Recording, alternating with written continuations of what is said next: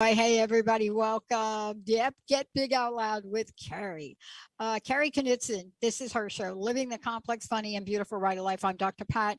I get to sort of MC this show and be part of it. Today, we are talking about borrowing perspective. But before we jump into that, for those of you out there, you should know a little bit about Kari. First of all, when the pandemic hit, if you're somebody like she is, you're a professional speaker, school counselor, storyteller, mother, closet rap artist, right? A traveler, chronic extrovert. If you're her, what adjustments do you have to make when you're really looking at how to live your life? Now, here's the great news. Dr. Pat, I'm sorry on your end. It's freezing.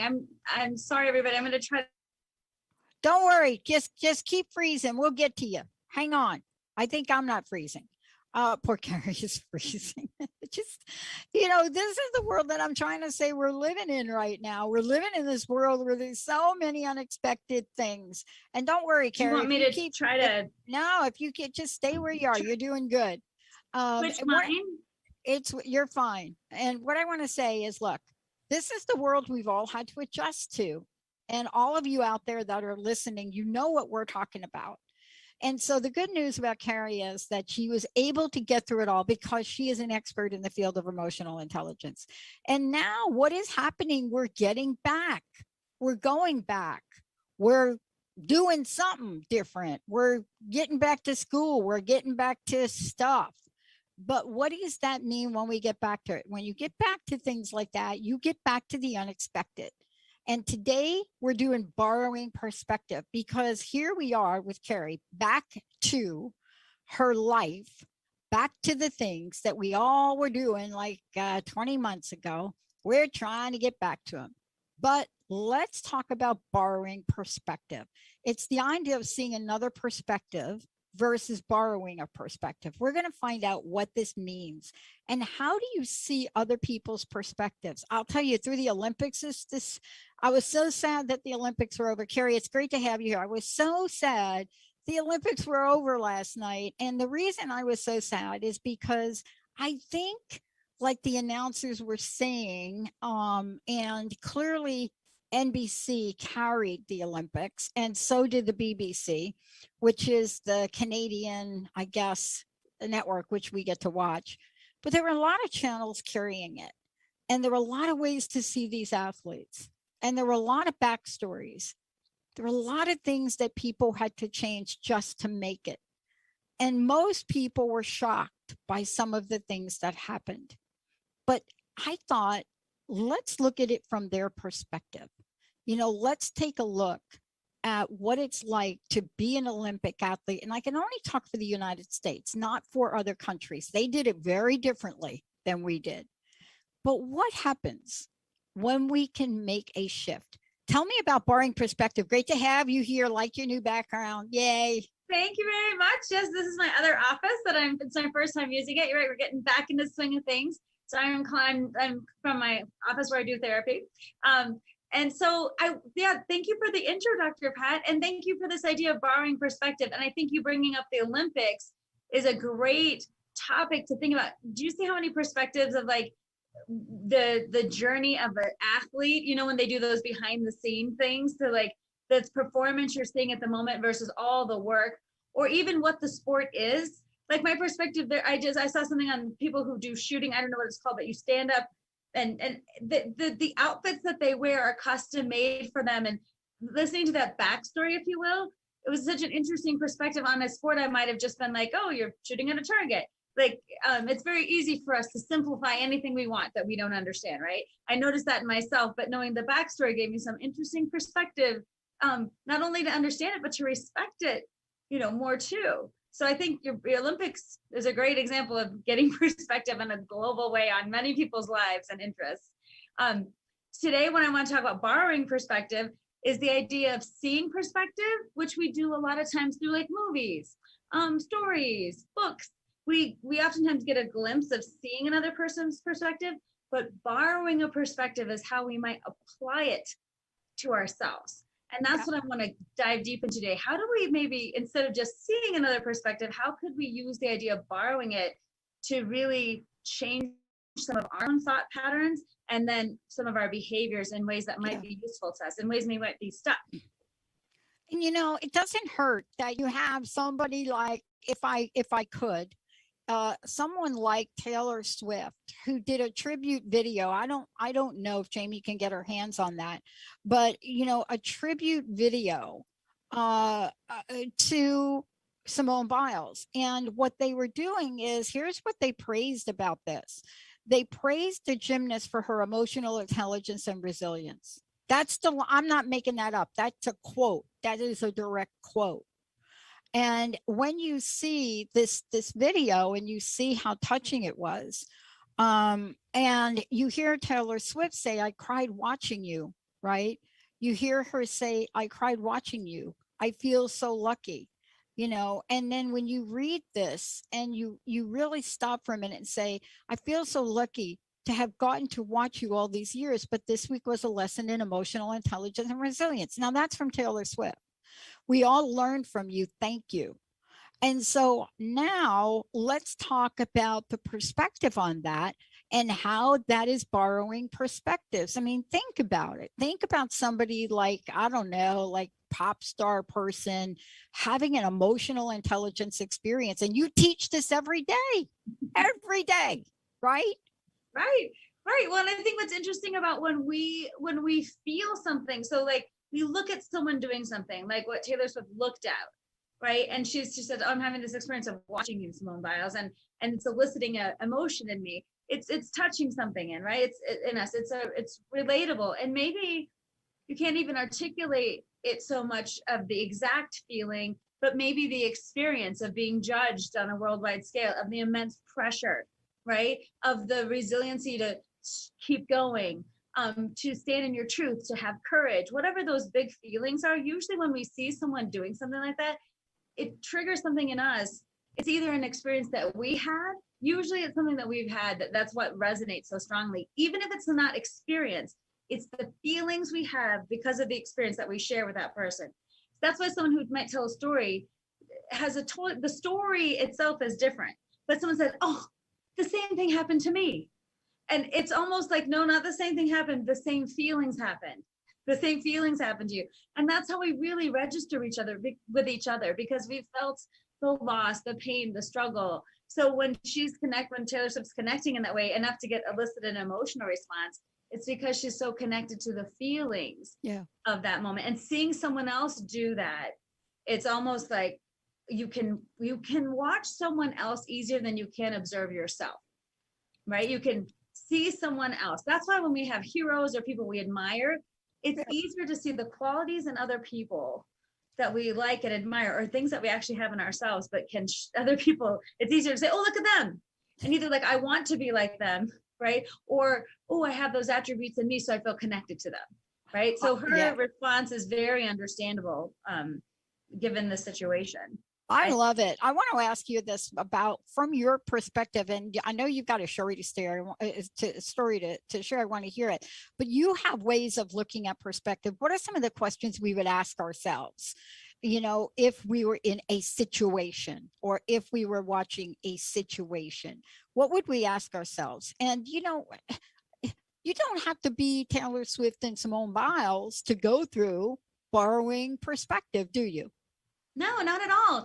And the only thing with borrowing perspective that I think is different than seeing and acknowledging a perspective is the idea of borrowing a perspective is you trying it on for size, right? And sometimes I feel like we as people have a very limited view of options sometimes, because we're in our own world, right? And it's hard because we're on autopilot quite a bit of our time, thinking the same thoughts, having the same responses, focusing on the same things. Heck, we even drive on the same roads and eat the same foods and do the same routines, right? We're kind of habitually on autopilot most of the time. So the idea of borrowing a perspective is an opportunity to raise your consciousness, not to say, "Oh, I see what that person has gone through and I have feelings toward it," but it's like, wow, could understanding their perspective actually help me if I applied it? So it's not like just seeing it and saying, "Oh, I get that." It's borrowing it. What would happen if I thought in a different way in this moment? That's what borrowing it is. So if I look at someone and I see their actions and I think, maybe they're in a struggle, right? And they respond a certain way, and I'm having a struggle, and my habitual ways are not serving me. Maybe I look to other people I admire or see what they're doing, and then I try it on for size. Like I borrow the perspective. So I might ask myself, if I were thinking in a different way, how might my thought process go? If I were using a different mindset, what opportunities might be available to me? If I were to choose different words to describe my experience, what might those words look like? So borrowing it goes past the thinking to the acting, but the missing link between those two things is your conscious mind, right? And you don't have to keep, that's what I call borrow it. You don't have to keep it, right? Sometimes it's good just to play with it, because I mean, Dr. Pat, have you ever been like in a situation and you see it from one way and another person sees it from another, and you're like, how could you possibly think that? Have you ever had something where you're like shocked? I could tell you exactly the conversation I was into a little bit over the weekend.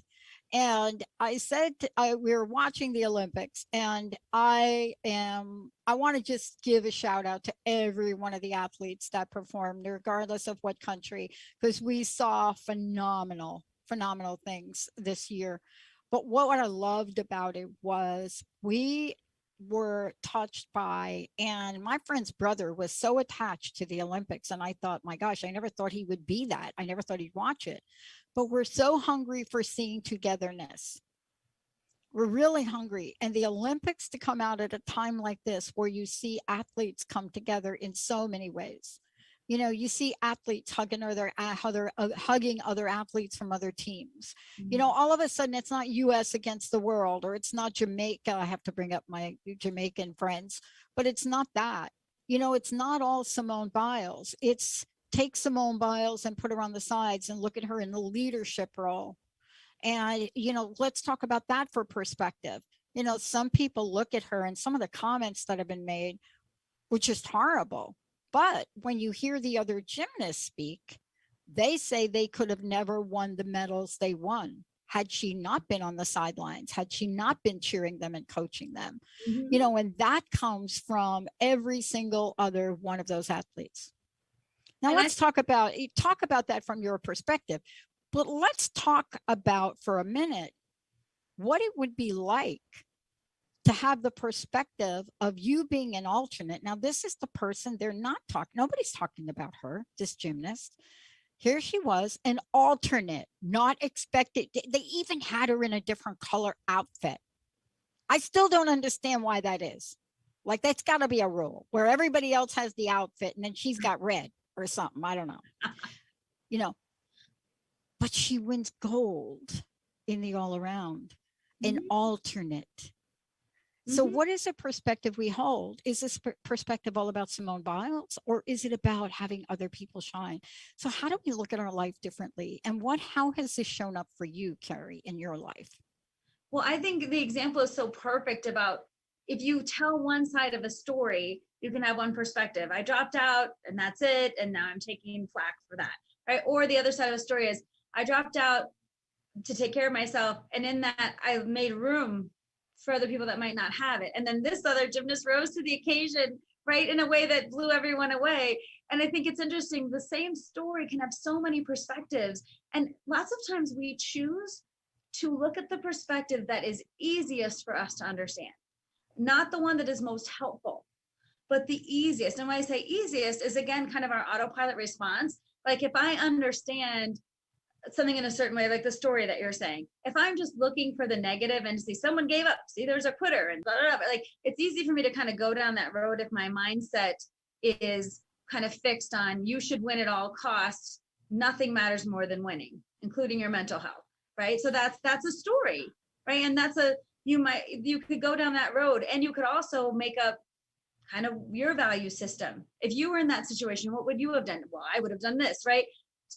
Which we really don't know until we're in the moment, but we like to make it up. So if you're in a certain mindset, your belief system can kind of take you around that way. You might not even be able to see the other side of the story, where like, this created an opportunity, one, to bring up mental health awareness, to show courage, and to give someone else a shot who took it, right? And to make space for others. So however you want to look at the story, to me, it's all a story.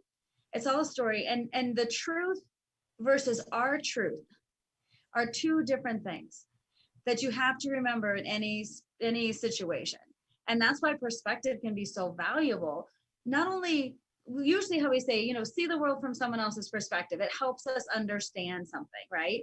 And here's just a little story that made me, I just thought of recently. When I went to international school in Norway, the cafeteria was the most interesting place where I learned about people from all over the world. There were people from 100 different countries in the summer school. And at lunch, the most important parts of people's culture were missing. So for some people, soup was they have soup like 2 or 3 times a day. Other people have rice with every meal. Other people don't use bread in ever, really, right? And so we were laughing about how our perspective on lunch or food, right? And what we need and what's good and what's bad. And it just made me think, if I hadn't gone to international summer school and been in that moment with all those people experiencing food, it not only gave me perspective, like, oh, we all eat different foods, right? But some of them there was a, like, we need soup, right? There was almost a soup revolution because of how it felt to them and how important it was. And the funny thing is, I could see the perspective, but after spending time with them and seeing, like, not only culturally, but how it gives you comfort, right? And how it's something that's known and how it's part of bringing you together, that little, not only the perspective, but saying, oh man, this is important to somebody, right? Even if it's not important to me. And I just think that little, I learned more at summer school in the cafeteria than I think I did at summer school, right? Yeah. We were talking about this over the weekend, and let's keep rolling on this because I got some blood work done, right? And there's one way for me to look at my blood work, another way my doctor looks at it, and other ways other people look at things. Something as simple as blood work, which is so black and white. I mean, it's like ink on a paper. It's like right on the paper. It says, let us measure this. This is the range. This is what you get. It's so interesting, isn't it?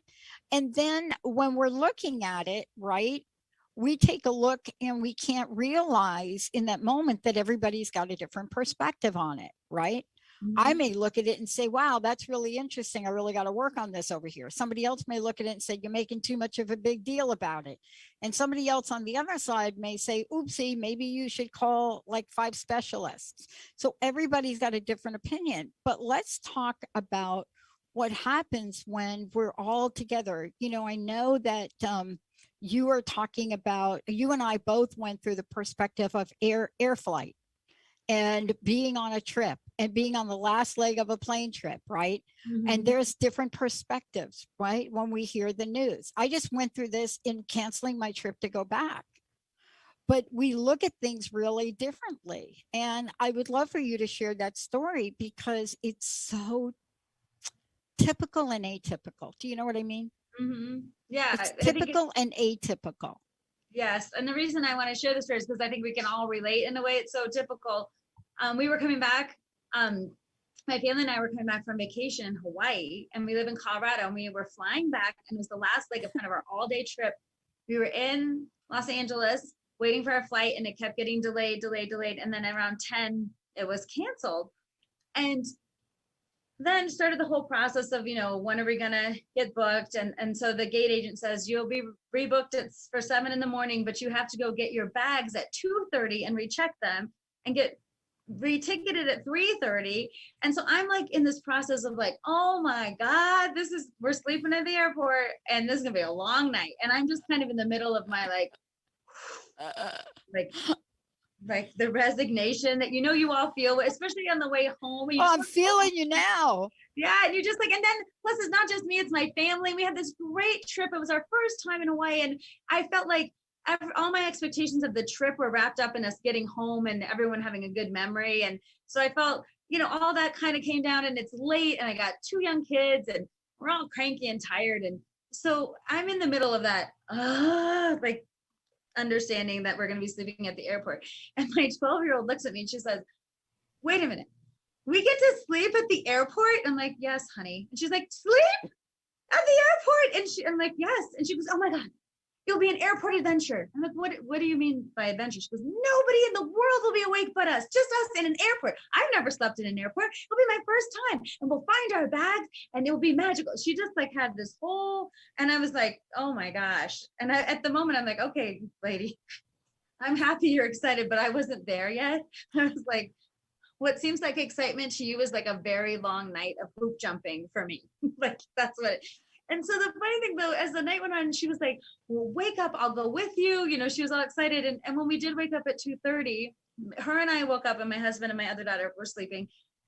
Annie is her name. Annie made we like held hands and we walked through the terminal and we listened to our voices echoing and we made up stories about what our bags would say if the bags could talk, right? What that they missed us or if they'd be angry. And then we made like we said, we don't go to Denver, we'll go to this place. And then there'd be a sign and we'd laugh. What's it like in San Diego? Or what's it like, you know, in New York? And I started to have fun because I was trying on her perspective, right? Like, this is a fun thing. This is a new thing. And I let her excitement, I just let that little window of opportunity. What if I started to use her perspective, right? And then also, what if I could feel some gratitude for this really special time with her, you know? And I think what happened was she gave me, when she said, it's a night at the airport, it'll be so exciting. That was to see a perspective, but to borrow it was like, could this be fun?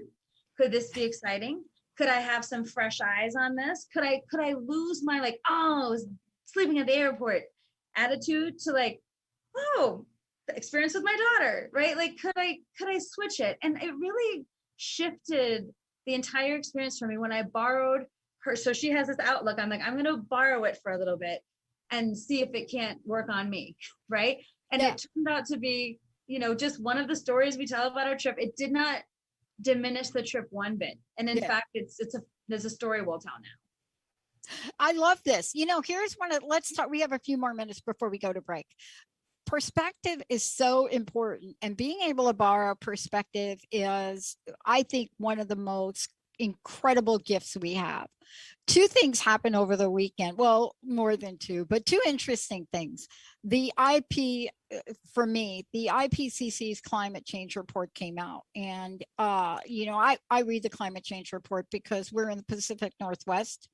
And I have to tell you that I do not think that the Pacific Northwest can handle another summer like this without everybody here getting air conditioning. You know, we are the place where people and hotels do not have air conditioning. I don't know if you knew that. That's us. Yeah, we just don't. I mean, because why? Because so it gets to 80. So what? But it's 80 dry, not humid. And at night, it goes from 80 to 60 something. And we went through about this summer where, holy cow, 110. It was my thermometer. I took pictures of my thermometer on my phone where I got this outside dealie, majiggy, right? You stick it in the ground and it does it. And I took the picture and everybody says, oh, it's broken. And then I took a picture 2 hours later where it started to back off and register the temperature as it got cooler. And I read the IPCC's climate change report, and my friends say to me sometimes, really? It's called Code Red for Humanity? I said, no, that's what the report's called. Mm-hmm. And I said, just read it because it's talking about the reality of things. And so there are a couple of different perspectives we can have on it. We can just look at it and just say, you know what? It's out of my hands. Somebody bigger and higher than me it certainly has got to take that on. If you're Bernie Sanders, you just live and breathe the whole thing. I mean, you're going to take it on. I mean, it's just him. And if you're my governor, Governor Jay Inslee, the man lives and breathes this and realizes very limited things he can do right now. But in the perspective, we have made a great shift in perspective in a matter of 3 weeks. Okay, I'll say 4. What do you think the impact of that is? Well, it makes me think when you're speaking about, we have got a very different understanding of perspective in just 3 weeks. So living through those 110, 150 degree temperatures, right? When you live through something, sometimes the experience gives you the perspective. The perspective doesn't give you the experience, right? And so sometimes people really buy in once you felt what those temperatures feel like and see how awful it is and see like the earth being scorched up and fire. Like once you see it with your own eyes, sometimes then you get the perspective, right? And sometimes I feel like the Pacific Northwest has been an incredible example of what climate change looks like and how it's impacted people this summer in ways we've never felt before, right? So it kind of begs the question of, so now that this has happened, do you take the perspective of, I'm just one person, I can't do anything? Do you take the perspective of, I have to do everything I can? Do you take the perspective of, I'm so overwhelmed and scared, I don't know what to do? Like, what's your place now, right? And how do you get a perspective? And in my mind, what I'd say too is, this is really scary to me. And when you've had a experience that is frightening, like the temperatures you've experienced and the fires, you get triggered, right? So usually when we get scared, we tend to go to getting smaller. Like, what can I do? I can't do anything, or I'll protect myself. Instead of the idea of what perspective, how can I connect with others? How can I make a difference? How can I take action so I feel like I'm involved? It's a very push-pull kind of human dynamic that if you become conscious of that, you see it happening, right? Am I getting smaller or bigger? Am I letting my fear keep me small? Or do I need some other perspectives to help me get through this, right? Not necessarily get out of it, but get move through it. So that's another way I think perspective works. Sometimes experience gives us perspective. Yeah. So let's just talk about this one last thing before you go to break, and then I want to talk to you about it. What do we do to help ourselves change perspective? That's the question when we come back. So for me, okay, true confessions, Benny. I don't know if you've seen this yet. So me, I don't really understand why HBO Max did not charge for Suicide Squad 2. I just don't. I mean, thank you, whoever you are over there, for that. And I feel really bad. I mean, I'm looking at Margot Robbie and I'm saying, I feel really bad. Just want to say that, what did you earn? Like 30 million at the box office. Well, there's a reason for that. The perspective shifted from this 6 weeks to a month ago to this 4 weeks ago to now a new perspective emerging that would cause a movie like Black Widow, low on the box office overall, but broke through all pandemic box offices. And then Suicide Squad, nobody's going. What are we shifting our perspective about? How are we looking at the world right now? What are we seeing? But more importantly, what do we do to help ourselves shift perspective?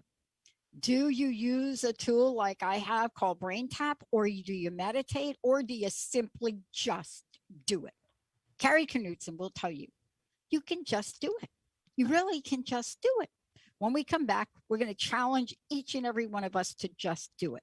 I'm still trying to wrap my mind around Jodie Comer playing in the movie with Ryan Reynolds, a comedy, and this is the main character of Killing Eve. I just can't see her other than in that role.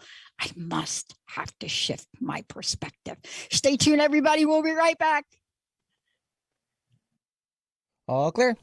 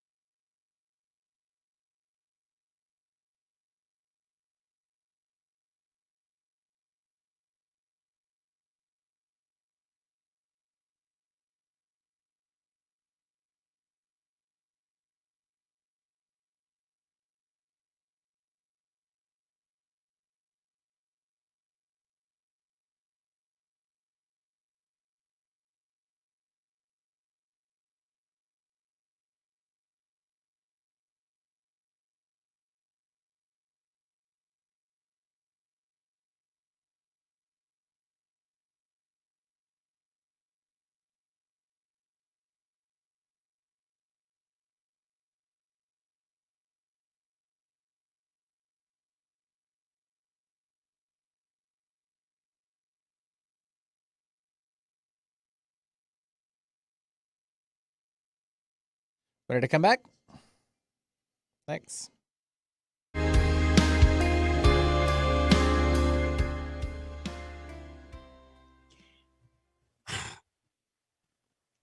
Welcome back, everybody. Kari Knutson, and this show is Get Big Out Loud with Kari, living the complex, funny, and beautiful ride of life. Are you ready to borrow a perspective? Are you ready to do that? We're going to talk about what that means and how you do it right now. And boy, I'll tell you, stories really are the gateway to enabling us to look at perspective and then consider something different, maybe a different possibility, maybe a different expectation. Maybe changing the way we look at things. Kari, before we go ahead, I know people are looking at you in a different setting, but that doesn't mean you're still not Kari Knutson, professional speaker, storyteller, coach, all of the above, right? How do people find out about you? Sure. Now, today I'm Kari Knutson, therapist, right? And in my school office, you can see me in a new place. Yes, you can find out about me at knutsonspeaks.com, KNUTSON speaks.com. And what I love about actually doing this from my office where I do therapy is really, it's another part of me, right? I have a lot of things that I do. So I coach, I do public speaking all around the country, virtually and in person. And I also do therapy. And I love that I'm in it, right? And then I use what I'm doing to apply it to the things I talk about. So when I talk about emotional intelligence, it's because I'm studying it every day and in it with clients and in my school that I'm at. So I feel really lucky that I can share this space with you today and another part of who I am. So perspective. Let's just have a sense of what a perspective is. We didn't talk about that yet. And we're kind of telling stories about it. But let's tell folks what perspective means, because I think when we start to look at perspective, right? And I think Jessica has a show, her show name is on that. When you have a perspective, right? It's a particular attitude towards a way of regarding something. And let's just a point of view. You got a point of view about something, right? And so there's a point of view. It could be a point of view about everything from the top political climate control. It could be a point of view, I don't like eggs. No, I love eggs, so it's not me. But I can't eat sauerkraut. Or, it could be the simplest perspective, right? It's like, I have to have an orange car. I live in the Pacific Northwest. I don't want a gray car. So there is a perspective, but there are times when we have a perspective and we reconsider. That's what we're talking about now. Yes. So two things I want to bring up with that. To me, perspective also comes from the lens through which you see the world based on so many things, where you were brought up, your life experiences, the people that you know, the values you have, right? So your perspective is connected to value systems and experiences, right? So when we look at people, we think, oh, your perspective, we might look at someone on their face and you might say, okay, I see Kari, she's a middle-aged Caucasian woman who appears able-bodied and she's brought up her husband. So it seems like she's married. So she's heterosexual. So you might make up some stories. And my perspective on the world is heavily influenced. Those things are true. But what you won't see from me also, like my perspective is built on a lot of things that you don't see about me, right? Because I can't advertise it. Perspective on being the daughter of a gay man, right? And growing up with someone who had to be in the closet. He came out when I was 8, seeing him struggle, seeing him have a family. So, but my perspective is heavily influenced by that experience, right? I have a sister who's adopted.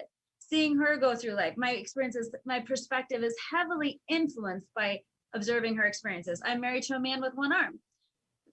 Seeing him go through the world, he does not think he has a disability because he was born that way. He's full and complete, right? But how other people label him is a perspective I cannot help but have, right? Because I'm in it. And so I think when we're talking about how do we get perspective and what is perspective, it's not just some random, like, here's perspective, like a jewel untouched, right? It's perspective is in us from our experiences and the people that we know, not on us, like by what we show the world, right? So the perspective we get is from inside. And the stories we collect, the people we meet, the experiences we have, the values. So that's not always easy to tease out. Why do you feel, like you and I could probably have a list of topics, and some we would be so agree on, and others we might be like, how can you think that, right? Exactly. Yeah. Exactly. Well, let's just drill on one. I want to just follow up to one you said. It's one that's really getting a little bit of press right now. It's actually getting a lot of press. When the United States lost to Canada in the soccer, what could have sent the United States on to the gold medal to Canada. Canada actually won the gold at the Olympics, but what was tainted in the eyes of press that was issued in a lot of countries, and I'm not saying United States, I'm certainly not saying Canada, was the fact that that woman that shot, when they, and let me use some, let me use some non-binary language, when they kicked that penalty, you looked at that as a great shot. But once it was done, you looked at them and said they are transgender. And that became the news. Now, in some countries, it did not become the news. And certainly the United States soccer team was not part of that conversation. But here's the thing. In a country like, okay, is it Russia? Do we call them Russia? I think the headline said that the IOC that's the Olympic Committee, is going to investigate the anti-LGBT slurs against Olympic athletes on Russian TV. What? What? So here we have an interesting scenario. And it's not just that they had, this is not Olympic slurs. This was outright, absolutely, value defining language to call gay athletes just perverts and abominations. I mean, so what do? So here's a couple of perspectives here. Mm-hmm. And this right here is one of the more dividing conversations that we're not having. That and comments about our African American athletes in the Olympics. So here we are, and people have perspectives. Does everybody have the right to an opinion? See, this is where we get hung up. Mm-hmm. How do we borrow perspective? How do we help these folks, right? How do we help people understand a different perspective? Or maybe that's not our job. Help me out here, because look, you live in the world where you're dealing with perspectives 24/7. I need some insight. Well, I think you've raised the biggest point. Like, can I have an opinion, right? Am I entitled to that? And then when it influences others in a negative way, right? When it brings people, when it judges, when it limits, when it classifies and makes someone the other, like, when does that opinion then become dehumanizing for someone else, right? So then that's when you have to ask yourself a value system. But that's also, I think we have to speak out to educate. There are some things, truth and fact are different. There's some things that I think we can agree are fact. Like when we say that defining using words to talk about someone's sexuality, right? Or gender identity, right? Or race is when we think in our culture, like we're having conversations about all these kinds of things. What's appropriate, what's not, what makes people feel included versus excluded, who's losing power in the conversation and trying to hold on to it, what's right, what's the right way to be according to what? Religion, political views, humanity, and what keeps showing up again and again just because of who we are. Like, what's right? Truth and fact, opinion versus outcome of your opinion. Do I get to hurt you because of my opinion? Do I get to limit you? And so some of those things you really have to struggle with. And I think perspective is interesting in this case, because in order to learn about anything, we have to have some perspective, right? Yeah. I don't think people grow up and are born like, I'm going to be mean or awful or racist or sexist or homophobic, right? I think some of those behaviors get learned and then supported by institutions, right? That say, now you will believe this way, right? And value systems in humanity that want to keep power. So then we have to ask ourselves, like, right? Sometimes I think, like, this is a kind of a small example, but before I was involved in the deaf and hard of hearing community, which I am, I went to Gallaudet and I learned sign language. I didn't know why hearing impaired would be bad. Like, why is hearing impaired a bad word? Well, deaf people then say, thanks for asking, right? It's because we'd rather be called deaf and hard of hearing. hearing impairment came as a hearing term to describe us, that we don't think we're impaired, right? To you, we are, because we don't have the same things as you, but learning from other people and saying, oh, that's how you feel. That's your perspective. That's why that label doesn't fit you, right? Like, I think the idea of learning from other people about their experience and thinking about how my words and my perspective sometimes have no business, right? Like, we do so much talking that sometimes we don't listen. Yeah. And also we do so much controlling that sometimes we're like, what if I gave up some control? What if I didn't know everything? What if I let someone take some space to share their experience so I could learn from it? So I think, I hope I'm addressing some of what you're saying. No, I think you are. I was sharing a story with Dr. Lisa the other day, and I was talking to her at being part of a team of people, right? And we had to share something unique. Don't you always love that one when consultants come in or people, team facilitators come in, they say, I did it to my team, by the way. So I'm looking back and I'm saying, I'm so sorry now, I'm guilty. But you know, they come in and they say, what do you have that's unique? And what I shared, I thought was totally benign. And I shared the fact that, well, you know what I thought? I said, look, later on in my life, because of the internet, and I guess thank you to ancestry.com, my family's records started to show up. One, I didn't know my grandfather had a brother. Two, I didn't know the relationship of Brazil to my family. And so I have a friend that's a genealogist. And so she's looking at this on my mom's side, and we find out my grandfather was born in Brazil. Not just dropped by, but born in Brazil. And then, you know, tracing the rest of the people born in Brazil on that side of my family. And I shared that, you know, it was really interesting about that for me. And I cut it off, was the perspective of who I was to them changed. I was no longer this white woman that had a leadership role in broadcasting and media. I was now this person. I mean, honestly, the whole conversation changed. It was like, oh, so are you going to learn Spanish? And I'm like, no, that would be my godchild from the Dominican Republic. She wants me to learn. I said, that is not the language in Brazil. The whole conversation went, well, do you classify yourself now as Latino? And I thought to myself, I got to look at this perspective. And I have to tell you, I don't even know what that is, Kari. Well, it's funny because when you're talking, it's almost like the perspective is being put on you by like, this is your ancestry. So then should you have this perspective, right? Oh my gosh. One of the people was like, well, of course you're Latina. Of course you have to start talking about that, because she was. And I said, you know, I'm going to think about all this because this is a new perspective. So which one do I borrow? Or do I borrow a little bit from all? Help us with this. When we get bombarded with other people's perspective about us, what do we do? Because so much of that has gone on in the past 20 months over Zoom, right? Mm-hmm. You know, you're doing a Zoom meeting and all of a sudden your child walks in and you're trying to you're on a board meeting and your child walks in. And, you know, daddy, mommy, you know, and it's a whole different perspective.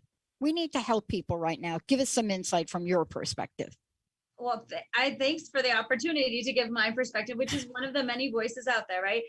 When you talk, one thing that comes up for me a lot is, I don't think this is like easy as saying, oh, I'm just going to get some perspective, or like, oh, now you're Brazilian, so you should adopt that. Or, oh, it's easy for me to learn about, like, if you don't know anything about what it means to be transgender, it's hard for you to be like, oh, okay, I get it. Like, I even remember for me talking to my dad's mom, my grandma, when he came out, and he's like, she wasn't upset he was gay. She was like, I just don't understand it. It was just so far out of her experience because it just wasn't an option, right? She's like, that's not even an option.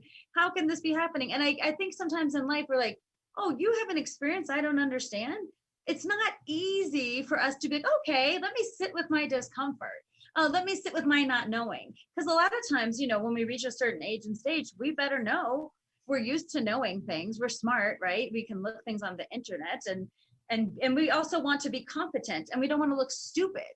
A friend of mine said something, I really love this. She said, like, becoming aware and really getting perspective is sometimes like, when you have something in your teeth, it's so embarrassing, but somebody has to have the courage to tell you, hey, you got some spinach in your teeth, right? So you don't go around the whole day with spinach in your teeth, right? And you're embarrassed in the moment, but then you're simultaneously grateful for the person who told you, right? Have you ever had that? You're like devastatingly embarrassed and then super grateful that maybe only one or two people know that you had spinach in your teeth. Who right? And then you're like, okay, did I get it? Did I get it? Right? You got this like one person and you're like hovered in a corner, right? And you're like, did I get it? Did I get right?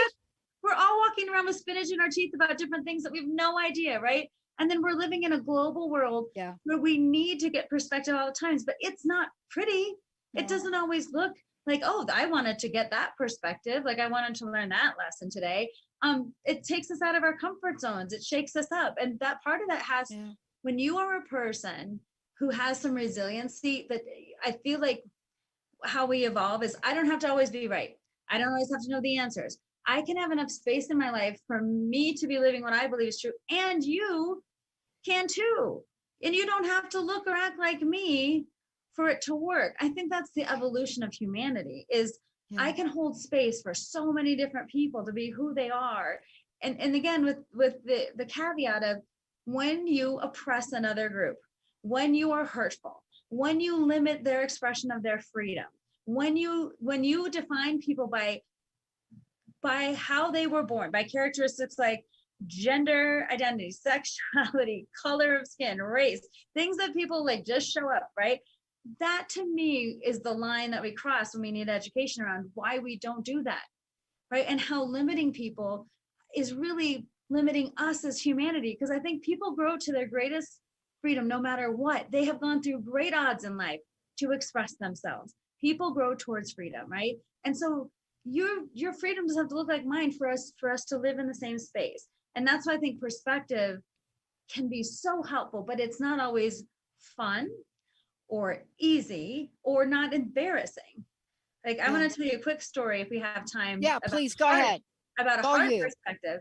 Yeah. So I worked, this was about hard perspective, right? Like learning something like a really hard way. So I worked as a counselor in a detox facility for people who were recovering from drugs and alcohol. And the way the shifts work, for a few weeks, you'd be on intake at night where people would come in and you'd intake them, get them a bed and kind of help them through the process of getting sober for a few days. Then moving on to another program. But at the facility, we also had a 30-day inpatient treatment program. And so sometimes as a therapist, you'd work on the intake and sometimes you'd work for 30 straight days with the same group of people. So you were in that group. So I was on a 30-day rotation and I met these amazing people. And on the 30-day rotation, you're with them every day for group, for support. You hear every story, you're running every group. It's very intense, 30 days, right? They're living there. It's very committed focus. And I had made this connection to this guy named Jeremy. And I just saw this progress over 30 days. I heard his stories, I heard his life, and I heard everything about it. I'm in case someone's like, who's Jeremy? I'm making this name up. Okay, everybody. So don't look up Jeremy. But so I had this connection with him, right? And this 30 days, every day that progressed, it was more and more like, oh my gosh, he's going to make it. He's going to get sober. He's going to change his life.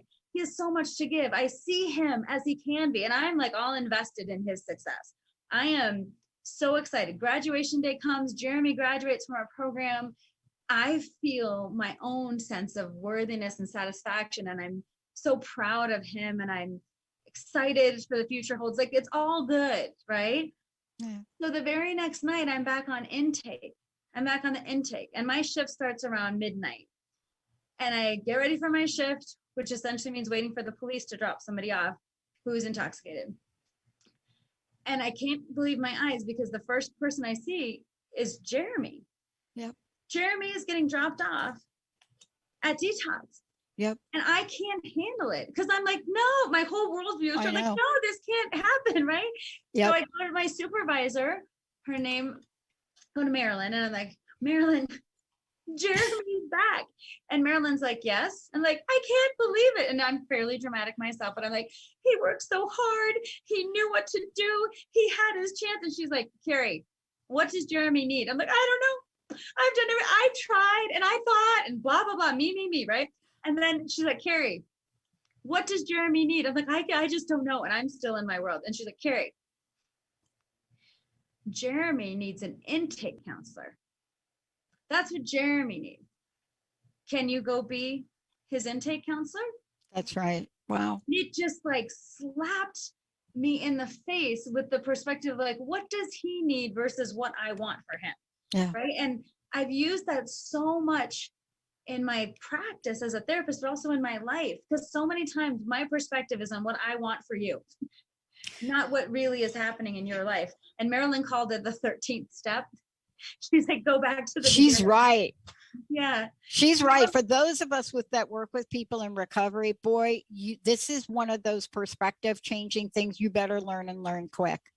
You know, you and I spent decades in this perspective.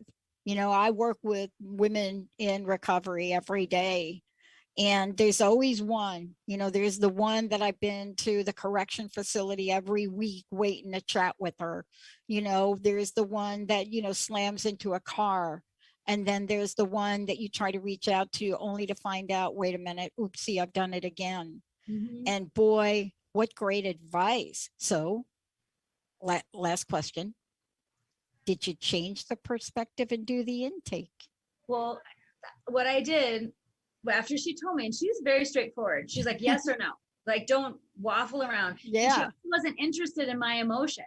She right. wasn't interested, right? So it's funny because in that moment, she had this thing, she had up on the ceiling a boot that kind of was sticking out of the tiles. And on top it said the 13th step, which means you're booted back to the beginning. And I never understood it. But I looked up at that boot and I did. I took a deep breath and I'm like, I'm going to leave my ego here. I'll come back and process my emotions, but I want to be the kind of person in that moment. And that's why it was such a big moment for me. I took a moment and I reset and I'm like, I'm going to go be what he needs. Yeah. Right now. I am, because I can. Right. And it was such a pivotal moment for me because the perspective of what other people need versus what I need. I was a really young counselor at that point. Like, it's my first gig as a therapist. And I'm like, it really influenced how I serve. Yeah. So the lesson in perspective, again, I didn't enjoy that, right? And the personal pain I felt had to be taken in. But I think when you get into a place where you can look at the world and take on other people's perspective and serve from that perspective, that's where you have real power. And that's where there's amazing chance for growth, opportunity, and all the things we want. But I think that's the turning point. That's the sweet spot of perspective. And thank you for driving that home at the end of the hour, because that is the one, you know, that is the thing. When we do our next show, it would be so fun to have a story changing event. And I mean, how do you literally change up a story? Not a teeny bit, but I'm talking about a full on epic perspective change your story in the minute. We're going to maybe think about doing it, Kari. Maybe we should think about doing it and show some demonstrations. Sure. Like, are you going to be the headlines from NPR that says barely beat out China for the gold number? Or are you going to say, wow, what an effort, ladies, in the final minutes to really bring that extra gold home? Feel the difference in energy? Yes. Are you going to pay your debt back or worry about it? Or are you going to earn more money you can imagine that you pay somebody else's debt?